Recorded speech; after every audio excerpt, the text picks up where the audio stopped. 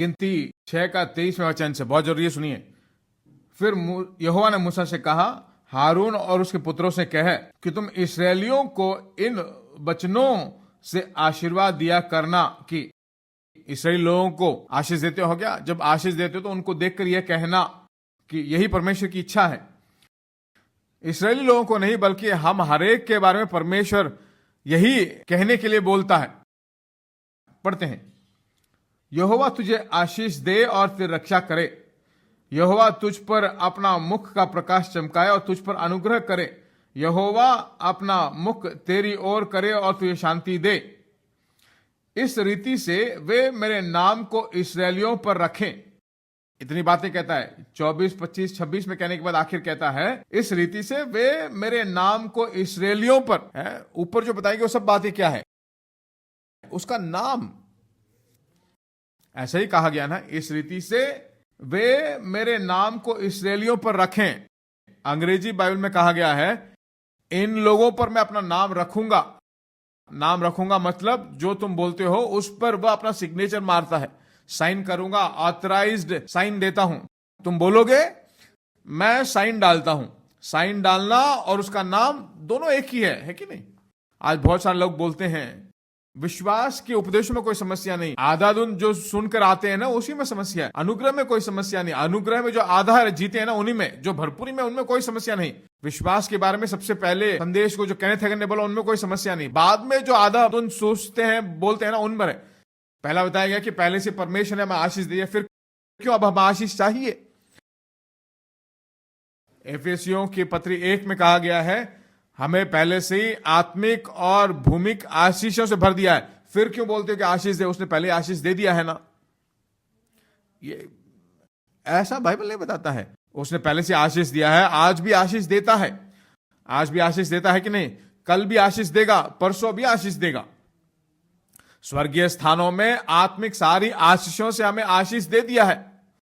उसी एफिसों में वही पौलुस 17वें वचन में कहता है, ज्ञान और प्रकाश की आत्मा तुम्हें दे। ऐसा प्रार्थना करता है, पहले उसे दे दिया है ना। फिर क्या भाई 3रे वचन में कहा गया है कि आत्मिक आशीषों से स्वर्गीय स्थानों में सब कुछ दे दिया है। और 17वें वचन में फिर क्यों कहता है कि तुम्हें दे? वह लीगल है और यहां प्रैक्टिकल है। लीगली उसने दे दिया है, प्रैक्टिकली आने के लिए मन की आंखें खुल जाए, प्रकाश में हो, ऐसी प्रार्थना करते हैं। समझ में आ रही मेरी बात? परमेश्वर ने पहले से आशीष दे दिए हैं। आशीष दे दिए है कि नहीं? आज भी आशीष देता है कि नहीं? कल भी आशीष देगा कि नहीं? पहले से परमेश्वर ने कलीसिया को आशीष दे दिया है, आज भी आशीष देता है कि नहीं? कल भी आशीष देगा कि नहीं? हर दिन आशीष देता रहेगा क्या? वही परमेश्वर की योजना है। आपने उद्धार पा लिया है? उद्धार पाया है कि नहीं? उद्धार पा रहे हो? क्या उद्धार पाओगे? ये तीनों होते रहेंगे। उद्धार पा चुके हो, आत्मा में परमेश्वर का स्वभाव आ गया, परमेश्वर की धार्मिकता आ गई है, मसीह के स्वभाव आ गए हैं, पवित्र आत्मा के द्वारा आपको सील कर दिया गया, उद्धार पाए हैं। हाँ, प्रतिदिन परमेश्वर के वचन के द्वारा मन नया होता जा रहा है, वचन के द्वारा आप शुद्ध होते जा रहे हो और मन आपका उद्धार पा रहा है। मसीह जब आएगा वापिस उद्धार पाएंगे। यह नाशवान शरीर जो है अविनाशी होगा। पल भर में जो है हम सब जो जवान हो जाएंगे, पल भर में। मैं कह रहा हूं आपको, एक भी व्यक्ति स्वर्ग में जाके कोई बूढ़ा बूढ़ी नहीं। आप ये मत सोचो कि आपके नानी को दे, नहीं, नानी की जवानी के फोटो वहां दिखेंगे।